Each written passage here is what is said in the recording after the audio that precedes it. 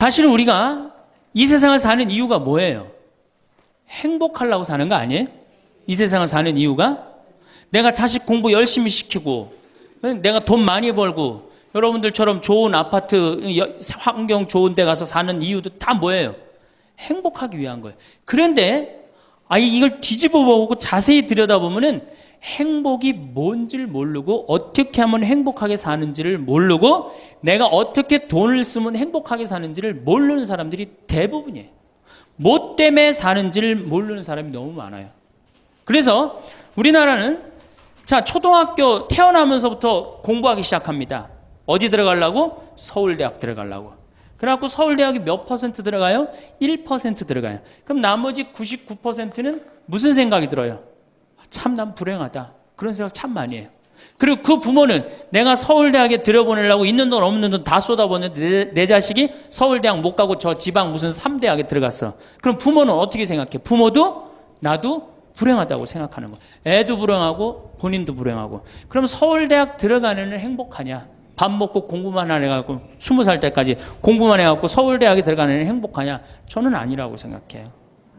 그래갖고 직장에 겨우 들어가 이제는 20대 백수 천지입니다. 아예 직장 들어가는 걸 포기해요. 길이 없으니까.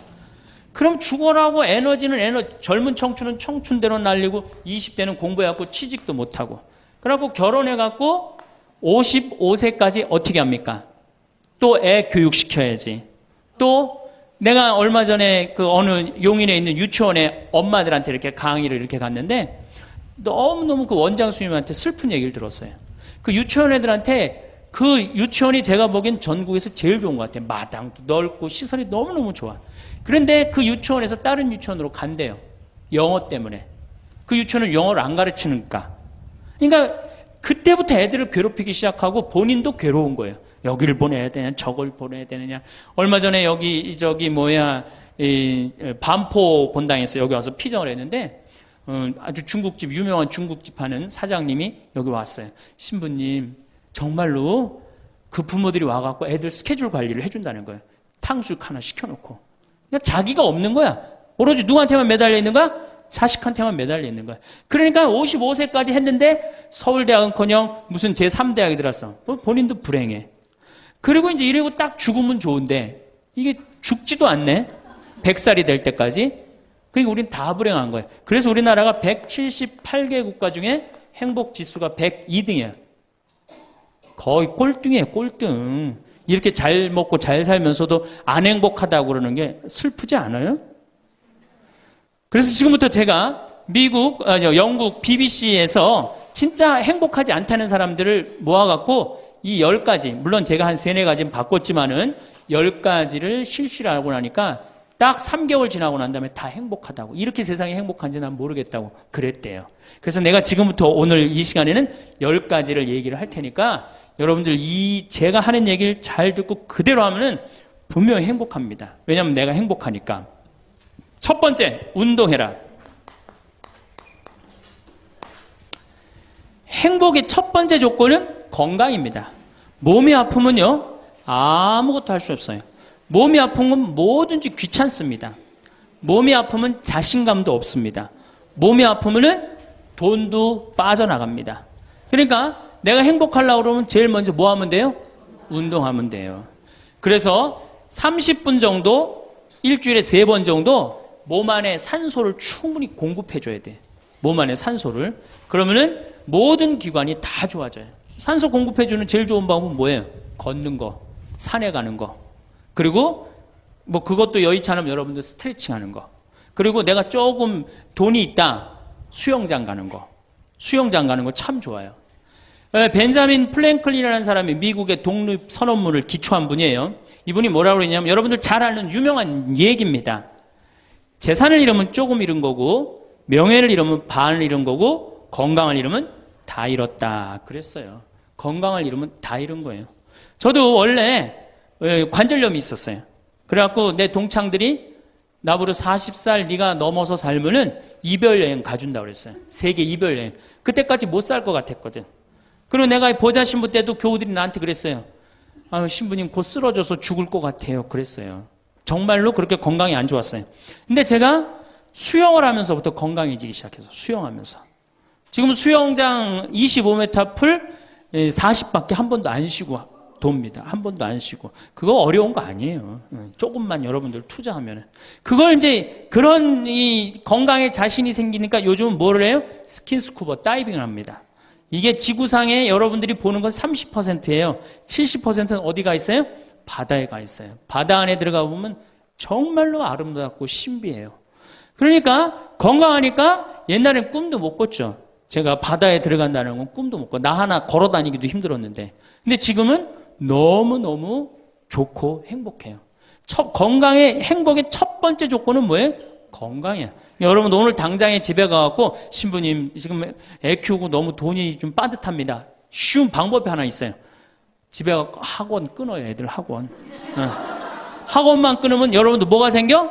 돈이 생겨요. 그 돈 가져와서 여러분들 건강 먼저 챙기세요. 그게 자식을 위하는 길이에요. 그래서 행복하려면 뭐 해라? 운동해라. 두 번째, 감사해라. 이거 참 우리가 못하는 것 중에 하나예요.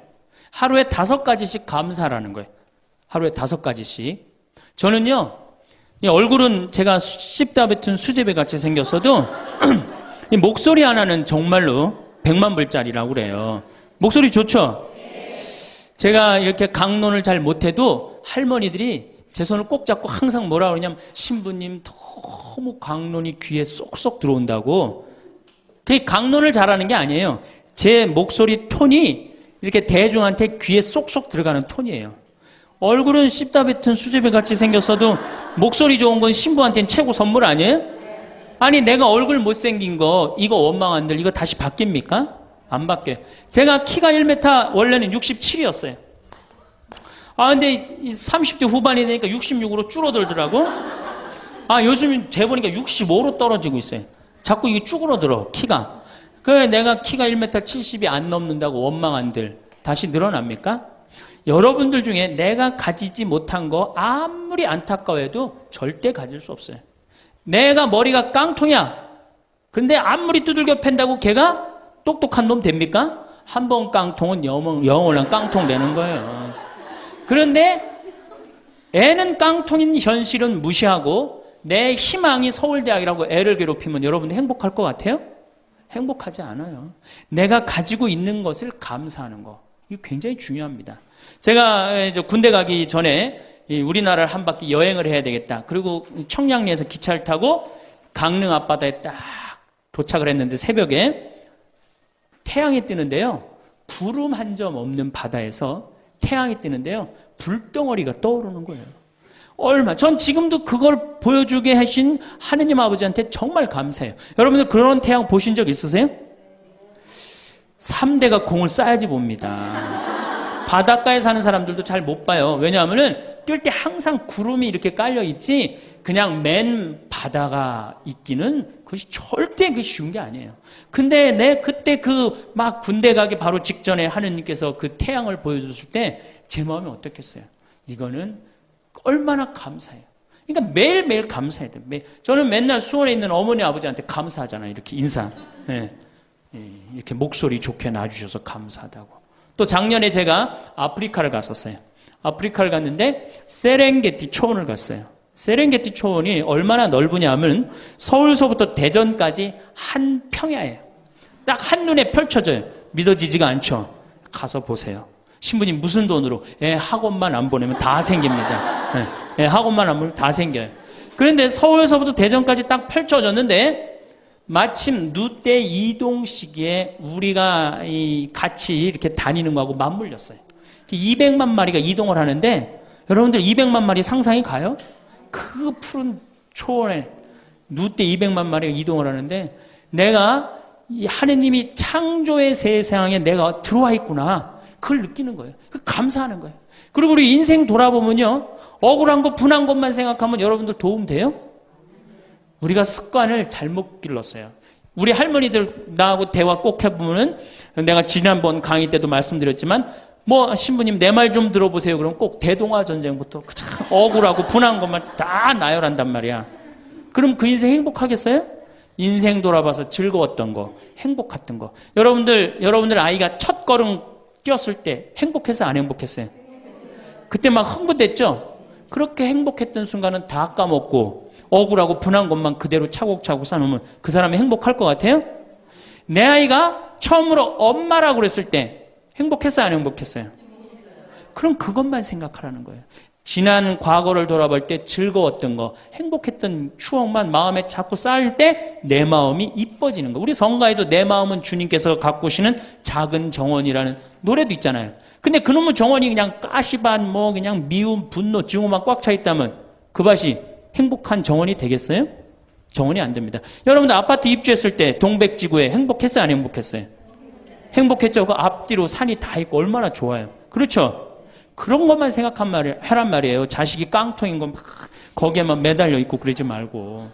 그래서 5가지 감사를 드리라는 거예요.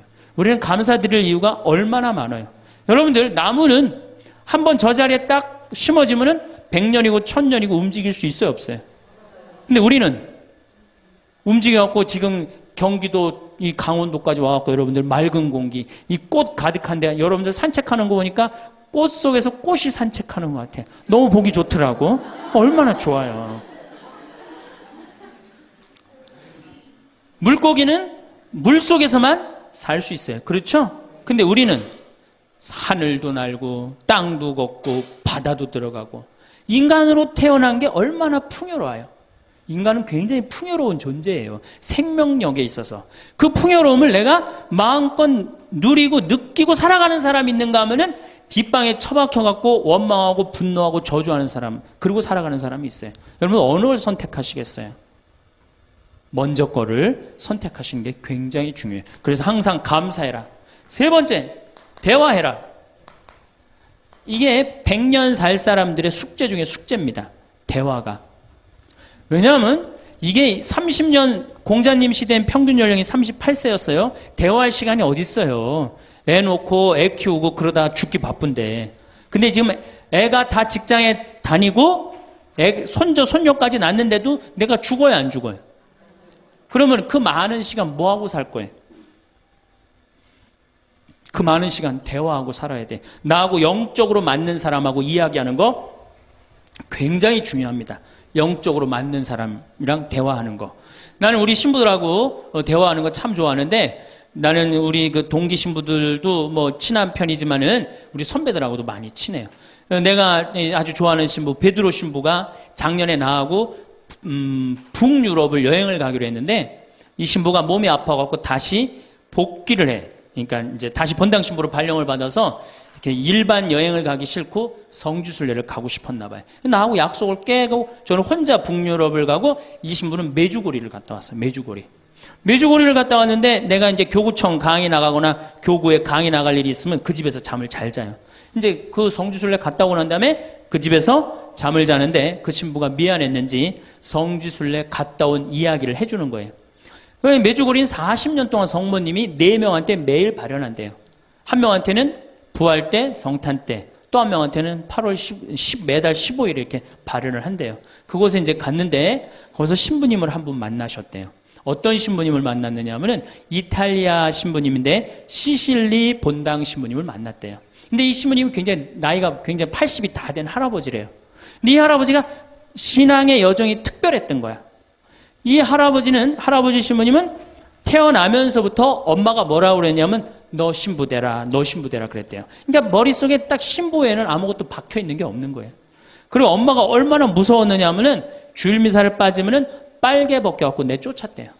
신부 될 놈이 주일미사를 빠진다고. 그리고 일주일 굶겼대요. 그러니까 한 번도 다른 걸 생각해 본 적이 없는 거, 무서워갖고 엄마가. 그리고 자기는 신부가 팔자인 줄 아는 거예요. 그래갖고 신부가 됐으니 뭐가 행복해? 자기가 원한 것도 아닌데 이끌려서 그냥 신부가 됐는데, 그래갖고 정말로 신앙심 없이 이 신부님이 10년을 그냥 살았대요. 그 신부님도 아마 엄마 죽으면 이제 관둘라고 이제 이게 언제 죽나 기다리는데, 이제 사제로 생활을 한 지 10년이 됐는데 자매들하고 어느 날 같이 있는데 자매 중에 하나가 마귀가 걸린 거예요. 그래갖고 막 마귀짓을 하는 거예요. 막 마귀짓을 해요. 그래갖고 주위의 자매님들이, 그땐 1950년 되니까 구마기도 함부로 못했거든요. 신부만 할 수 있었어요. 신부님 빨리 하셔라. 난 못한다. 왜 못하시냐? 사실은 내가 신앙심이 없어갖고 이렇게 안수기도를 마귀를 쫓는다고 안수기도를 하면은 그 마귀가 금방 내가 신앙이 없는지 알아볼 거다. 그래서 나한테 들어올까봐 나 무서워서 난 못한다. 그래도 신부님밖에 없는데 어떻게 하시냐. 신부님이 하셔라. 그래갖고 어쩔 수 없이 구마기도를 했대요. 머리에 손을 얹고 뭐라고 이 신부님이 기도했느냐면 마귀야 부탁이니 제발 나한테만 들어오지 말아다오. 이렇게 기도를 했대요. 그런데 마귀가 나간 거예요. 그래갖고 자매가 깨어나고 신부님 너무 감사하다고 나 마귀 쫓아내줘서 그런 소리 하지 마라. 난 마귀 쫓아낸 적 없다. 그저 나한테만 들어오지 말라고 그랬다. 아니라고. 신부님이 머리에 손을 얹었을 때 성령의 힘이 얼마나 셌는지 마귀가 자기를 끌고 나가려고 그랬는데 못 끌고 나갔다는 거예요. 그때 신부님 마음이 조금 뜨거워진 거예요. 나같이 신앙심 없고 나같이 이게 수동적인 인간도 주님께서 도구로 쓰시는구나. 그래서 조금 마음이 열렸어요. 마음이 열려도 이 신부님은 너희는 모두 이것을 받아 먹어라. 이는 너희를 위하여 내어줄 내 몸이다. 이렇게 하면서도 20년 동안 미사를 하면서도 정말 거룩한 변화가 일어날까 의심을 했었대요. 아직도 내 신앙이 약하니까 안 일어나겠지.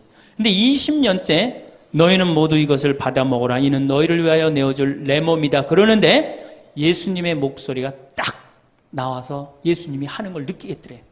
그러니까 미사도 누가 지내는 게 아니다? 내가 지내는 게 아니라 내 몸을 빌어서 예수님이 지내는구나. 이탈리아 시실리섬 본당 신부인데 이게 마음이 너무 뜨거워진 거예요. 뜨거워져갖고 어떻게 했느냐? 길거리에 뛰쳐나갖고 선교를 하기 시작한 거예요. 그래서 7,000명을 선교를 했대요. 그냥 대단한 거죠. 그거 대단한 거예요. 근데 이 신부님이 이제 예수님도 사랑하고 신앙심도 굳고 사제로서 이제 너무 행복해. 그런데 문제가 하나 있어요. 어떤 문제가 있냐면 자기 엄마가 너무너무 무서웠기 때문에 예수님 엄마도 무섭다고 생각을 한 거예요. 그래서 평생 성모님한테 한 번도 의지를 한 적이 없는 거예요. 간구를 해본 적도 없고. 내가 이렇게 사제로서 이제 모든 게 다 됐는데 우리 성모님한테 내가 우리 예수님, 이 좋은 예수님 낳아주신 성모님을 사랑해야 되지 않겠느냐. 그래서 보스니아 크로아티아에 있는 메주고리에 이제 운전을 하고 갔대요. 갔는데 성모 발현동산에 딱 도착을 했는데 성모님이 그 발현동산에 느껴지는 품이 성모님이 나를 평생 이 품에서 내가 성모님 품에서 이제까지 보호받아 왔구나를 그냥 느끼겠더래요. 그러니까 이 신부님이 너무너무 행복한 거지. 그래서 매년 그 메주고리에 와갖고 세계에서 오는 신부들한테 자기 신앙을 고백을 하는 거예요. 나는 이렇게 사제로 평생 살면서 이런 은총을 받았다. 그걸 이제 우리 베드로 신부가 듣고 와서 나한테 얘기를 해주는데 한 새벽 한 3시간을 얘기를 해주는데 그 시간이 너무너무 은혜로운 거예요. 얼마나 그런 영적으로 통하는 사람이 있으면은 행복해요. 그렇죠? 여러분들, 그래서 여러분들 이제 대화가 뭐 요새 무슨 프로에 대화가 필요해 그런 것도 있다며요. 대화가 꼭 필요해요. 여러분들이 여러분을 영적으로 이끌어줄 스승이 필요해요. 신부님, 나는 사실은 저 사람이 굉장히 마음에 드는데 저 사람이 나한테 관심이 없어요. 저 사람이 영적으로 깊은데. 그러면은요, 내 돈 들여서 먹을 거 사주면서 얘기하시면 돼요. 여러분들, 내가 뭘 얻으려면 반드시 어떻게 해야 돼요? 투자해야 됩니다. 그러니까 영적으로 깊은 사람 선물도 사주고, 예? 밥도 사줘가면서 내가 접근해야지. 가만히 있는데 누가 나를 봐줘요. 적극적이어야 돼. 적극적이어야 돼. 그래서 대화 꼭 여러분들 필요하다는 거. 제일 좋은 건 남편이죠. 근데 남편이 안 되면은 주위에 다른 사람들, 주위에 영적으로 깊은 사람들 많아요. 또 뭐 판교가 뭐 땅값이 좋대더라, 뭐 동탄에 그 아파트 거기 상가가 좋대더라. 이런 사람 말고 정말로 삶의 질이 높은 사람, 영적으로 하느님 나라를 정말 갈구하는 사람, 이런 사람하고 가까이 지내고, 그런 사람한테 가까이 지내려면 어떻게 해야 돼? 내가 먼저 다가서야 돼요. 그래서 대화가 꼭 필요하다. 네 번째, 공부해라. 이거 정말로 중요한 것 중에 하나예요. 우리가 초등학교 6년, 중고등학교 6년, 대학교 4년 배워서 몇 살까지 울고 먹어요? 50까지. 실질적으로는 대학교 졸업하고 2년만 지나면 자기가 배운 게 다 끝난대요. 그런데도 우리는 공부 안 하고 어떻게 해? 그냥 사는 거예요. 50부터 100살까지 남은 인생 또 50년 남았는데 어떻게 해요? 그냥 사는 거예요. 아니, 용감해도 그렇게 용감할 수가 있어요? 공부를 안 하고? 저는 제가 신부가 돼서 환경에 너무너무 관심이 많았어요. 그런데 저는 인문학을 공부했잖아요. 종교 철학, 뭐 신학 이런 걸 배웠는데 환경을 딱 접근하니까 너무 어려워. 무슨 BOD가 어떻고 뭐 COD가 어떻고 PPM이 어떻고 PPT가 어떻고 PPB가 너무너무 어렵더라고요. 그래서 내가 공부를 해야 되겠다. 그래서 아주대학교 산업공학과 환경공학과에 공부를 했어요. 대학원을. 2년을 공부하고 나니까 석사 학위가 나오더라고요. 석사 학위가 나오니까 환경부에서 연락이 왔어요. 신부님 지금 전국적으로 60명 환경 강사를 모집하는데 천주교에 보니까 공학 석사 학위 따신 분이 계시니까 좀 나와주라고. 그럼 해라고. 그래갖고 이제 한강관리청인가 하여튼 어디에 제가 이름이 등록이 됐어요. 전국으로 다 뿌려졌어요. 그런데 천주교 교우들이 교육을 담당하면 다 날 부르는 거. 환경 교육을 담당하면. 전라도 고금이라면서 저를 불러요. 일반 주부대학에서. 고금이 어디냐 그랬더니 일단 비행기를 타라고 그러더라고. 광주행 비행기를. 광주행 비행기를 탔어요. 여러분 고금이 어딘지 아세요? 여러분들도 모르죠? 광주행 비행기를 탔어요. 비행기를 탔더니 이제 자가용이 날 데리러 나왔어요. 자가용을 타고 나주를 지나고 영암을 지나고 무슨 완도 있는 데까지 갔어요. 이제 다 왔나 보랬더니 전화를 그랬더니 배 띄우라고 막 전화를 하더라고요. 배를 띄워갖고 배를 타고 섬으로 건너갖고 거기서 또 차를 타고 30분 정도 들어가니까 전라도 고금도라는 데예요. 우리나라 맨 끄트머리. 얼마나 좋아. 전국에 다니면서 강의해서 좋아. 그분들 천주교 신부 한 번도 본 적이 없잖아요. 신부가 와서 환경 강의하니까 선교해서 좋아. 강서료 받아서 좋아. 또 거기 멸치가 주산지라고 멸치 선물 받아서 좋아. 공부하면요, 여러분들 할 일이 너무너무 많고 인생이 너무너무 다이나믹한 인생이 기다려져요. 호스피스를 배워도 되고 무슨 공예를 배워도 되고 자수를 배워도 되고 수지침을 배워도 되고 도자기를 배워도 되고 플룻을 배워도 되고 남은 인생이 50년이란 말이에요. 50년. 여러분도 50년이 짧아요? 앞으로? 그런데 공부 안 하고 그냥 버티고 그냥 살 거예요? 이제 공부하셔야 돼요. 공부를 하셔야만이 여러분들의 인생이 행복해집니다. 5번째, TV 시청을 반으로 줄여라. 이게 이제 문제 중에 문제예요. 제가 전전 시간에도 TV에 대한 얘기를 했지만 현대의 하느님이 누구예요? 저는 십자가에 계신 예수님이 하느님이라고 생각 안 해요. 현대의 하느님은 TV님입니다. 가정방문 다녀보면은 거실 정가운데 누가 모셔져 계셔요? 텔레비전님이 모셔져 계셔요. 텔레비전님이 모셔 계신데 소파는 누굴 향해서 배열되어 있어요? 텔레비전님을 향해서 배열. 말씀하십시오. 당신 종이 듣고 있나이다. 텔레비전님이 시키는 대로 다 합니다. 마가 좋으니 마를 사 먹어라. 그럼 다음날 다 줄 서서 마 사 먹고, 도라지가 좋으니 도라지를 사 먹어라. 그러면 또 다 도라지 사 먹고. 텔레비전이 시키는 대로 하는 거예요. 아침에 일어나고 누구한테 제일 먼저 문안 인사드려요? KBS님 밤새 안녕히 주무셨습니까? 사실 평화방송에 인사하는 경우들은 좀 나아요. 그래도 아침에 아침 미사도 하고 그 새벽에 성모님 강의도 나오고 묵주기도도 나오고 그러잖아. 근데 꼭 KBS님 밤새 주무셨습니까? 더 기가 막힌 건 주무실 때.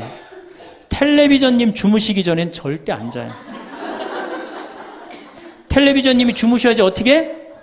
나도 오늘 일과가 끝났구나 이러고 잔단 말이야. 이러니 머릿속에 뭐가 들어있겠어? 아무것도 들어있는 거 없는 거죠. 머릿속에 책을 읽어야 될 거 아니야. 책을. 우리나라 사람들처럼 책 안 읽는 사람 없어요. 10명 중에 4명이 1년에 한 권도 안 읽는데요. 이 중에도 한 권도 안 읽는 사람들 많을 거예요. 심각한 겁니다. 예. 저한테 그래요. 신부님 그렇게 매일 강의하면서 여기 농사 지면서 토담집 지면서 언제 그렇게 농사꾼 신부 유럽에 가다라는 책도 쓰셨고 이번에 환경 에세이 어디로 가야 하는 책도 쓰셨느냐고. 텔레비전만 안 보면 그 시간 충분해요. 여러분들 하루에 3, 4시간씩 무슨 일 집중해서 한 6개월 하면은 무슨 일 만들어내지 않겠어요? 얼마나 우리가 텔레비전 하늘만큼 땅만큼 끝나고 무슨 재미로 사나 했더니 미우나 고우나라네. 미우나 고우나 오늘 또 무슨 재미로 또 살아요? 또 다른 거예요. 엄마가 뿔났다 이거 봐요. 보고 살아요? 여러분들 텔레비전은요 좀 미안한 얘기지만 구조가 똑같아요.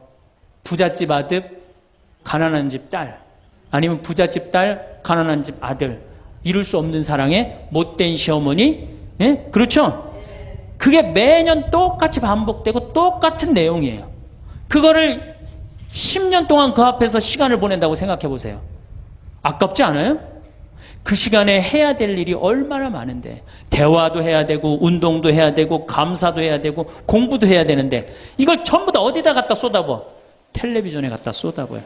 그리고 여러분, 텔레비전을 보면 볼수록 어떤 의식이 늘 것 같아요? 패배의식이 늘어납니다. 텔레비전을 보면 볼수록 마음의 갈등이 일어나요. 제가 유럽의 가정에 초대를 받아서 이렇게 가보면요, 거실에 텔레비전 있는 집 하나도 없어요. 쇼파는 다 어떻게 서로 마주보게 배열되게 돼 있어요. 근데 우리나라는 완전히 텔레비전에 완전히 미쳐 있어요. 그러니까 이 두 개만 치면 여러분들 행복합니다. 자식하고 텔레비전만 치시면은 여러분들은 행복할 수 있어요. 여섯 번째, 신앙생활을 해라. 자, 우리가 현대를 살아가면서 정말로 우리가 인간이 정말 최고로 잘난 것 같고 요즘 과학기술을 보면 정말 못하는 게 없는 것 같잖아요. 근데 왜 석유값이 뛰고 왜 굶어 죽는 나라가 37개국이 생기고 그래요? 이건 하느님을 잃어버렸기 때문이에요. 하느님의 진리에 따라 인간이 살지 않으면 인간은 원하지 않는 방향으로 갑니다. 하느님께서 원하지 않는 방향뿐만 아니고 인간 본성이 원하지 않는 방향으로 가요. 우리가 저는 여기서 살면서 이 산을 보면서 강을 보면서 항상 하느님한테 감사해요. 저 하느님 너무너무 감사합니다. 이렇게 맑은 공기 주셔서 감사합니다. 이 아름다운 세상 주셔서 감사합니다. 감사하다 보면 우리가 조금 뭐라 그럴까요? 겸손해져요. 근데 이게 다 자기 것인 줄 알고 막 파괴하기 시작하면요, 자연이 파괴되면 결국은 누가 파괴돼요? 인간이 파괴되는 거예요.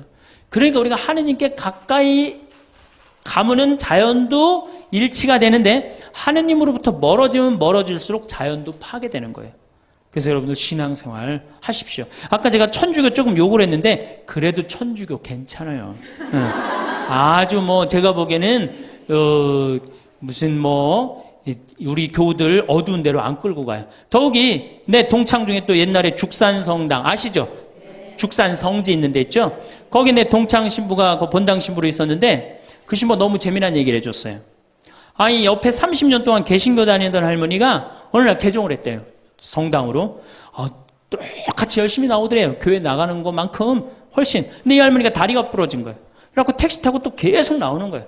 그래서 본당 신부가 그랬대요. 할머니 이렇게 맨날 택시 타고 나오고 그러니까 그러지 말고 내가 봉송 잘 테니까 이 아픈 동안은 나오지 말아라. 돈 들여서. 그랬더니 이 할머니가 하시는 말씀이 신부님 괜찮아요. 그래도 이 성당 다녀보니까 저 교회 다닐 때보다 여기 성당 다니는 게 훨씬 싸게 먹히니까 걱정하지 말라고. 여러분들 그래도 이 천주교 제일 싸게 먹혀요. 싸게 먹히지, 괴롭히지 않지, 딴 길로 안 끌고 가지. 정말 하느님께 우리가 의지하고 산다는 거, 이건 굉장히 나를 위해서 좋은 거예요. 또 우리가 이 세상 사는 목적이 뭐냐면 내 영혼 구원이에요. 나중에 이제 기회 있으면 제가 한 번 더 말씀을 드릴 텐데 죽어서 영혼의 세계는 반드시 있습니다. 그 영혼의 구원을 위해서 우리가 간구해야 돼요. 그래서 신앙생활은 행복을 위해서 가장 기초 중에 기초라는 거. 일곱 번째, 웃어라. 이게 웃는 게요, 우리가 행복으로 가는 길에 최고의 지름길이에요. 웃는 게. 그런데 우리나라 사람들이 잘 안 웃어요. 얼마나 안 웃느냐면 내가 이제 이렇게 도시에 나가고 엘리베이터를 타요. 엘리베이터를 타면은 얼굴 모르는 형제가 이렇게 눈이 마주쳐도 제가 웃어줘요. 빵긋 웃어주면은 저쪽에서 같이 싹 미소를 줘주면 참 좋을 텐데 저쪽에 있는 남자가 딱 내가 빵긋 웃어주면 어떻게 하냐면은 내가 저놈을 어디서 봤더라 이러는 표정으로 날 쳐다보는 거예요. 근데 여러분들 유럽을 가고 제가 미국을 가고 아프리카를 가고 파푸아 뉴기니를 가고 인도를 가도 눈 마주쳐갖고 제가 웃어주면 다 웃어줘요. 근데 절대 안 웃는 나라가 우리나라예요. 얼굴 모르는 사람 이렇게 마주쳐갖고 웃으면요, 심지어는 여기 우리 생태마을을 찾아오는 사람도 제가 웃어줘도 안 웃어요. 그만큼 경직되어 있는 거예요. 여러분들이 간지러움을 태우고 수술한 사람이랑 마취를 하고 수술한 사람이랑 깨어날 때 누가 덜 아플 것 같아요? 놀랍게도 간지러움을 태우고 수술한 사람이 덜 아프다는 거예요. 웃는 게 우리한테 그만큼 좋은 거예요. 근데 이게 이제 50대 된 여인한테 이제 저 여인이 인생을 어떻게 살았느냐 안 살았느냐가 딱 보여요. 50대 된 여인이 막 항상 웃고 그런 얼굴은요, 50대 되면 얼굴 뭐 오똑하고 눈 이거 다 똑같아. 얼굴이 그 얼굴을 다. 그런데 늘 웃고 살아온 자매는요, 참 예뻐요. 편안해 보이고. 주름이 한 560개 정도 이렇게 탁 하면서 얼굴이 굉장히 편안해져요. 근데 이게 안 웃은 여자는 주름이 17개밖에 안 생긴대요. 그러니까 560개면 자갈자갈자갈하니 이쁜데 부담스럽지 않은데 17개면 얼마나 부담스러워요.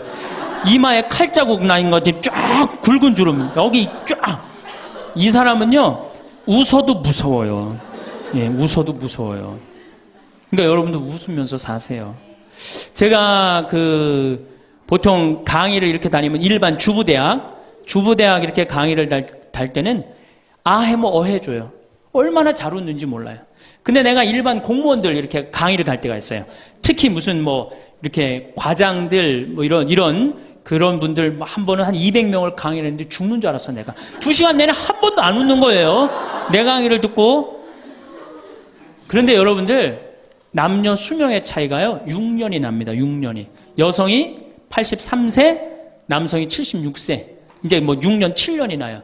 저는 그 원인이 어딨나 가만히 생각해 봤더니 여자는 참 잘 웃어요. 깔깔거리면 자기네들끼리. 남자는 직장에 가도 안 웃고 집에 와도 안 웃고 그러니까 빨리 죽는 거야. 여러분들 오늘 여기서 많이 웃었으니까 내가 보기에는 120살이 아니라 123살까지 살 것 같아요. 네. 오래 살으면 안 되긴 안 되는데 안 죽는 걸 어떻게 해요? 이제 안 죽는 걸 어떻게 해요? 나도 그거 잘 아는데 여러분들 민주주의하고 공산주의가 결정적으로 갈린 이유가 뭐라고 생각하세요? 승패가 어디에 있다고 생각하세요? 저는요, 공산주의를 이렇게 보면요, 웃음이 없어요. 그렇죠? 가만히 생각하면 공산주의 생각하면 소련, 동독 이런 거 생각하면 웃음이 있어요, 없어요? 없죠? 그런데 민주주의 생각하면 유머가 있고 웃음이 있고 영화를 봐도 즐거운 영화만 있잖아요. 공산주의는 막 딱딱하고 결국은 그래서 망한 거예요. 인간은요, 웃느냐 웃지 않느냐에 따라서 행복이 결정됩니다. 여러분들이 늘 웃고 산다, 그럼 여러분들은 행복의 길로 가는 거예요. 여러분들도 인상 쓰고 산다, 그럼 여러분 불행의 길로 가는 거예요. 그러니까 웃어야 돼. 또 웃는 사람한테 매력을 느낀다는 거예요. 웃는 사람한테, 잘 웃는 사람한테 매력이 느끼면 인간관계도 좋아지는 거 아니에요? 아, 내가 재미난 얘기를 했는데 인상 빡 끝날 때까지 남들 다 웃는데 한 사람만 끝까지 안 웃어. 그러면 여러분들 끝까지 안 웃는 사람한테 여러분들 무슨 생각할 것 같아? 저 사람이 다음에 있으면 다시 재밌는 얘기 저 사람 앞에서는 안 한다. 그러니까 그 사람하고는 어떻게 된 거? 담이 자꾸 생기는 거예요. 담이 자꾸. 그러니까 어떻게 해야 돼요, 여러분들? 웃으세요. 그리고 유머를 많이 배워두는 것도 좋아요. 오늘 저한테 강의 들은 거 이거 잘 외웠다가 가서 얘기해주고, 또 제 테이프에 나오는 거 잘 들었다가 얘기해주면은, 아유, 어서 그렇게 재미난 얘기를 해서 또 얘기 좀 해줘봐. 그러면서 사람이 사는 거예요. 사람은요, 수다를 떨면서 살아야 돼. 수다. 제가 한번 본당 신부 때 여러분들처럼 이렇게 젊고 예쁜 본당에 내가 본당 신부를 했었어요. 막 자매들이 막 수다를 떠는, 내가 지나가는데 막 당황해 하면서 어쩔 줄 몰라 하더라고요. 분명히 내 욕을 한 거야, 보니까. 네. 그래서 제가 뭐라고 그랬어요? 그 자매들한테? 괜찮아. 이게 성당 다니면서 본당 신부 욕하는 재미가 최고 재밌는 거야. 네. 아니, 성당 다니면서 그런 욕도 안 하면 무슨 재미로 살아? 걱정하지 말고 해든 수다 계속 떨으라고. 우리 신부들은 주교님 욕하면서 사는 거예요. 그러니까 사람이 수다를 떨면서 살아야지 행복하지, 참고 산다고 다 좋은 건 아닙니다. 절대. 그러니까 참고 살지 마세요. 제발. 이거 우리 성당에 원수를 사랑해라, 왼뺨을 대면 다른 뺨을 돌려대라, 이거 아주 미치는 교리 중에 하나예요. 여러분들 다 사랑할 수 있어요? 여러분들 주위에 있는 사람 다 사랑할 수 있어요? 다 사랑하는 사람 딱 두 종류예요. 미치든가 예수님처럼 빨리 죽든가. 둘 중에 하나예요. 우리는 다 사랑할 수 없어요. 그러니까 다 사랑하려고 그러다가 미치지 말고, 내가 좋은 사람, 내 마음에 드는 사람에 더 많은 시간을 뺏기고, 아니, 뾰족한 놈이 있단 말이야. 별난 놈이 있고. 네? 그렇죠? 근데 내가 이 사람한테 가면 자꾸 찔려. 그런데 성당에 가는데 서로 사랑하시오. 그래갖고 다음에 또 갔는데 여기 또 찔려. 그래갖고 또, 너무 미운데 성당에 가니까 또 내 탓이오 3번 하고 난 다음에 사랑해. 가서 또 찔려. 갈 때마다 찔려. 그래갖고 내 마음이 상처투성이야. 근데 아들이 학교 갔다, 엄마 나 학교 다녀왔어. 그래, 집에, 엄마 왜 그래? 말 시키지 마. 나 승질나. 여러분들, 차라리 그렇게 찔리는 게 나아요. 그 사람을 안 보고 기쁜 마음으로 있다가 아들을 기쁘게 맞이하는 게 나아요. 이 사람 안 만나도 여러분들 인생 안 망가져요. 이 사람 안 만나도. 억지로 가서 그 찔리지 마시고 안 만나면 시간이 지나면 이 사람 이뻐져요. 근데 막 가서 막 들이대고 막 이게 삐죽한 놈한테 가갖고 계속 나는 구역장이니까 끝까지 사랑해야지 그러고 가다가 미치든지 죽든지 둘 중에 하나를 합니다.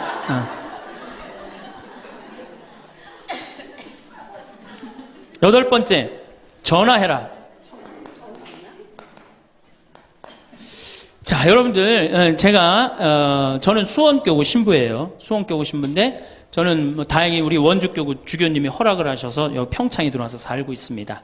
근데 사실은 신부는 본당 신부가 최고예요. 뭐라고 그래도 교우들하고 함께, 아이들하고 함께, 할머니, 할아버지들하고 함께 살 때 신부는 행복한 거예요. 저는 여러분들 이제 오늘 가시면은 여기 정막 강산이에요. 여기 해 떨어지면요, 내 다리도 안 보여요, 내 다리도. 해 떨어지면 내 다리도 안 보여. 여기 아까 잠깐 앉아서, 아우, 신부님 너무 경치가 좋다고 그러는데, 딱 하루 좋은 거예요. 하루 좋은 거지. 이걸 일주일, 2주일, 여기 해 떨어져갖고 뭐 산책 나가면 내 다리도 안 보이는데 어딜 산책을 나가요. 굉장히 외롭습니다. 여기 앞에도 전원 5세대가 돌았는데 3세대가 우울증으로 나갔어요. 그럼 나도 여기서 교우들 뭐 몇천 명 속에서 살다가 평창에 들어와서 살면은 우울증 걸릴 수 있잖아요. 내 동창이 20명이거든요. 동창이 20명이나 되는데 왜 나한테 전화하는 놈 한 놈도 없지? 걔네들이 날 잊은 건 아닐까? 나는 왜 교구 밖으로 와서 이 고생을 하고 살까? 난 우울하다. 그럼 알아주는 놈 누가 있어요? 아무도 없어요. 어떻게 하면 돼? 내가 먼저 전화하면 되잖아. 아주 너무 쉬운 거 아니에요. 내가 전화해갖고 너 성당은 잘 짓고 있느냐? 너 요즘 큰 성당에 갔는데 어떻게 잘 지내냐? 내일은 내 동창이 또 우리 집에 와서 있겠대. 몸이 안 좋아갖고. 그러니까 그 전화를 하니까 동창들이 와서 안식년도 여기 와서 지내고, 아프면 여기 와서 지내고, 허리 수술에도 와서 지내고, 그러니까 외롭지 않은 거예요. 사랑도 먼저 하는 게 중요한 거지, 나한테 누가 해주지 않을까? 죽을 때까지 안 찾아옵니다. 남녀의 사랑 문제가 아니라 인간이 살아가면서 그런 거예요. 그러니까 내가 먼저 전화하라는 거예요. 굉장히 중요한 거예요. 내 동창 중에 지금 복음화국장, 우리 수원교구 복음화국장 내 동창인데, 얘가 로마로 유학을 갔어요. 있기 전에도 뭐 친하게 지냈지만 유학을 갔는데 이놈이 한 달에 3번 어김없이 전화하는 거예요. 생태마을 농사는 잘 되냐? 잘 돼. 그럼 또 다음에 전화해갖고 생태마을에 피정은 많이 들어오냐? 많이 들어와. 또 다음에 전화하고 너 몸은 안 아프냐? 안 아파. 다음 달에 또 전화해. 생태마을 피정은 많이 들어오냐? 생태마을에 농사는 잘 되냐? 6년 동안 변함없이 전화하는 거예요. 내가 전화 한 번 우리 성당 여기 사무실로 전화해갖고 우리 사무장한테 우리 저기 황 신부님 뭐하고 지내느냐고 그 정도로. 그러니 싫어할래야 싫어할 수가 있어요? 얼마나 나를 그렇게 전화해주는 고마워. 그 흠이 있다면 꼭 수신자 부담으로 하는 것 빼고는 너무너무 좋아요. 여러분들도 전화번호를 적어놓고 그렇게 하십시오. 9번째, 시간이 없으니까. 자, 자기 자신을 사랑해라. 자기 자신을 사랑하지 않는 사람은 어느 누구도 사랑할 수 없어요. 자기 자신을 사랑하지 않는 사람은. 근데 이게 50대 된 아줌마들을 보면 다 쌈순이야, 쌈순이. 자식 보면 자식 보고 싸워요. 내가 너한테 해준 게 얼만데 서울대학도 못 가고 저 지방대학 가고 자취비 무슨 뭐 등록비 이런 거 내 속을 새기냐 그러고 아들 보면 싸워요. 누워갖고 그냥 빈둥빈둥 거리면 이 왼수 같은 놈만 나가 돼지라 그러고. 남편 보면은 남편 보고 싸워요. 당신 나한테 시집 와갖고 나한테 해준 게 뭐 있냐 그러고, 내가 눈이 뼈지. 시집 오기 전에 내가 그때 눈이 뼈지. 저 인간을 믿고 내가 시집을 왔다 그러고 남편 보고 싸워요. 시어머니 보면 시어머니 보고도 싸워. 왜 죽지도 않고 날 이렇게 괴롭히냐고. 왜 쌈순이가 될까요? 우리나라 40, 50대 주부들이 자기가 행복하지 않기 때문이에요. 다 해주면은 이게 자기 도리라고 큰 착각을 합니다.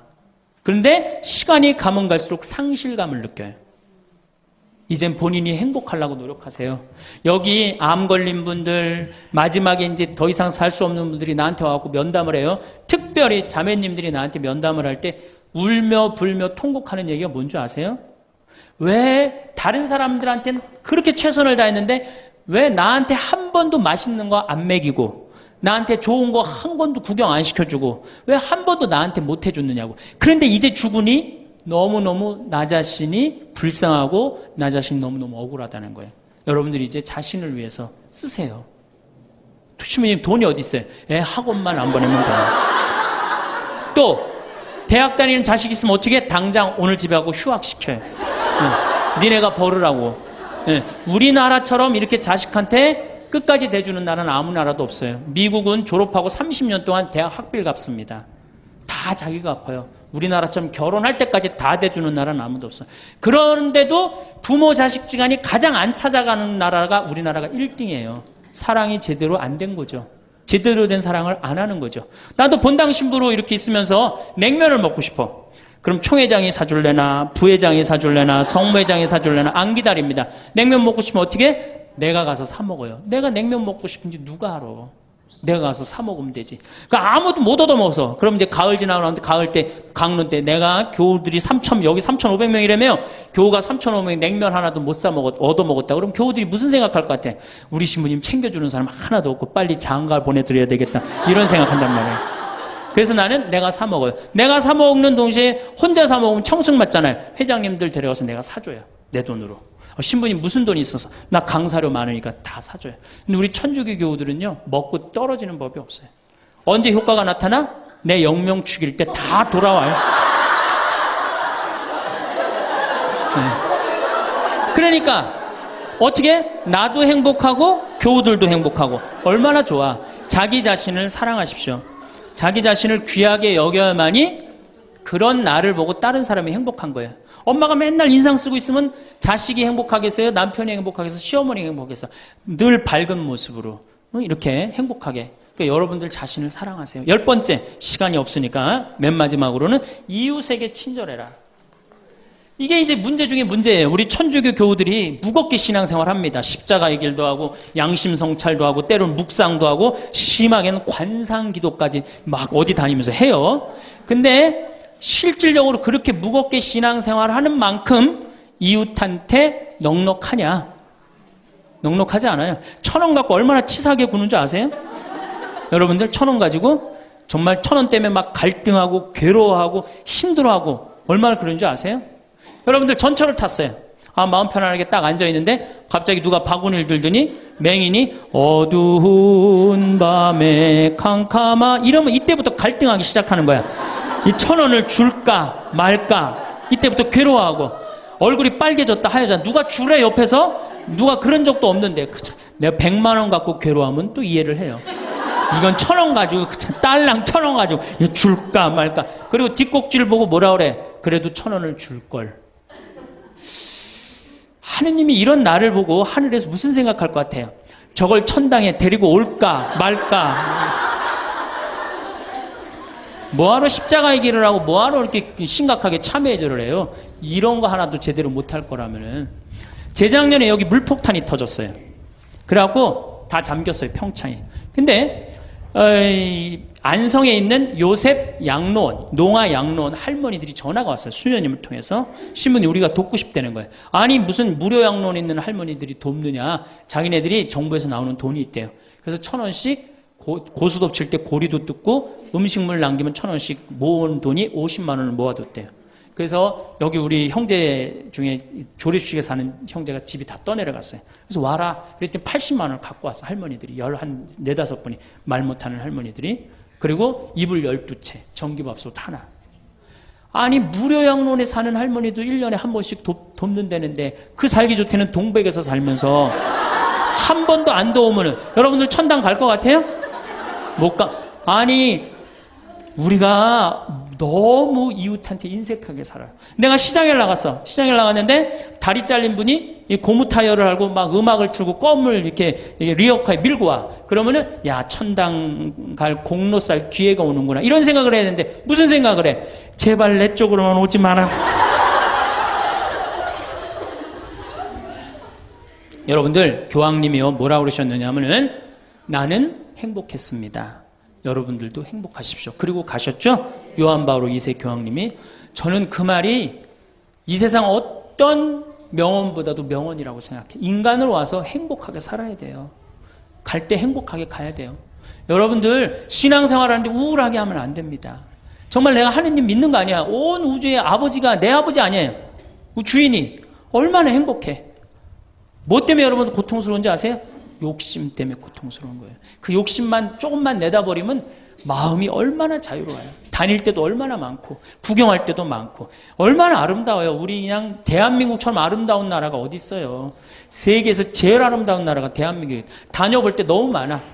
결론으로 자 여러분들 지금 오늘 이제 집에 가면은 당장에 경복궁 먼저 가세요. 경복궁에 비원을 한번 가보세요.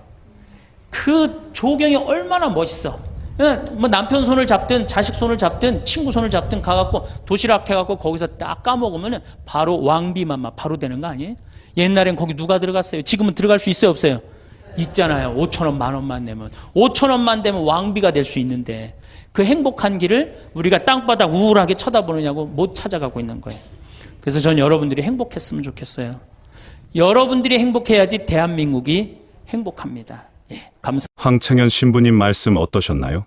오늘 우리는 인생의 여정에서 누구나 마음 깊이 바라는 행복에 대해 좀 더 따뜻하고 깊이 있는 이야기를 나누고자 합니다. 살아온 세월만큼이나 행복에 대한 생각도 다채롭게 변해왔을 겁니다. 어쩌면 젊은 날에는 뜨겁게 추구했던 목표들이 이제는 잔잔한 미소로 떠오르는 추억이 되었을지도 모르겠습니다. 이제 우리는 삶의 지혜가 더해진 눈으로 행복을 바라보고 그 의미를 함께 되새겨보는 시간을 가져보려 합니다. 첫째로 건강을 통해 행복을 가꾸는 것에 대해 다시 한번 생각해 봅니다. 혹시 아침에 일어났을 때 몸이 가뿐하다고 느끼는 그 순간 하루를 시작할 힘을 얻으신 경험이 있으십니까? 젊을 때는 밤을 새워도 다음날 거뜬했지만 이제는 작은 찌뿌둥함에도 온종일 신경이 쓰이곤 합니다. 황창현 신부님께서는 행복의 첫 번째 조건은 건강입니다. 몸이 아프면 아무것도 할 수 없으라고 단순하지만 핵심적인 진리를 말씀해 주셨습니다. 무리한 운동을 하라는 것이 아닙니다. 따스한 햇볕을 받으며 천천히 동네 한 바퀴를 산책하거나 집 안에서 가벼운 체조를 하는 것만으로도 우리 몸은 고마워합니다. 그렇게 몸이 조금씩 활력을 찾으면 마음도 덩달아 밝아지고 오늘도 좋은 하루가 되겠구나 하는 긍정적인 생각으로 이어집니다. 내가 내 두 발로 시장에 다녀와 저녁거리를 장만하고 사랑하는 손주들과 눈을 맞추며 놀아줄 수 있는 힘. 그것이 바로 건강이 주는 소중한 행복 아니겠습니까? 둘째로, 감사하는 마음을 갖는 것의 힘은 실로 큽니다. 지나온 삶을 돌아보면 아쉬운 순간, 후회되는 일들이 왜 없겠습니까? 하지만 그런 생각에 잠기기보다는 지금 내 곁에 있는 것들에 시선을 돌려보면 어떨까요? 신부님께서는 항상 내가 가지고 있는 것에 대해서 감사해야 돼요라고 하셨습니다. 아침에 눈을 떴을 때 새로운 하루가 주어졌다는 사실에 감사하고, 나를 잊지 않고 전화를 걸어주는 자녀의 목소리에 감사하고, 창가에 놓인 작은 화분이 파릇파릇 새잎을 내미는 모습에도 감사할 수 있습니다. 예전에는 당연하게 여겼던 것들이 나이가 들수록 얼마나 소중한지 깨닫게 됩니다. 감사는 마치 마법과 같아서 어려운 시절의 기억조차도 성장의 밑거름이었다고 여기게 하는 힘을 줍니다. 감사의 눈으로 세상을 보면 평범한 일상도 반짝이는 순간들로 채워질 겁니다. 셋째, 마음이 통하는 사람들과 깊은 대화를 나누는 것이 주는 위안은 무엇과도 바꾸기 어렵습니다. 혹시 외롭다고 느낄 때 누군가에게 털어놓고 싶은 이야기가 가슴에 쌓여만 갔던 적은 없으십니까? 황창현 신부님 말씀처럼 밥 한 그릇 사줘가면서 깊은 대화를 나눌 수 있는 그런 사람을 많이 가지고 있으면 있을수록 여러분들은 행복하게 살 수 있습니다. 이때의 대화란 그저 안부를 묻고 답하는 것을 넘어섭니다. 내 마음 깊은 곳의 생각과 감정을 솔직하게 나누고 상대의 이야기에 진심으로 귀 기울이는 과정 그 자체입니다. 수십 년을 함께 한 배우자와 따뜻한 눈빛을 주고받으며 나누는 이야기, 오랜 친구와 젊은 시절 추억을 더듬으며 웃음꽃을 피우는 시간, 혹은 아무것도 모를 것 같던 손주가 건네는 이로의 말 한마디에서도 우리는 깊은 연결감과 행복을 느낍니다. 이런 진실한 소통이 우리를 외로움으로부터 지켜주는 든든한 울타리가 됩니다. 넷째로, 끊임없이 배우고 성장하려는 자세는 삶의 생기를 불어넣습니다. 이 나이에 뭘 더 배우겠어 하는 생각은 잠시 접어두시면 어떨까요?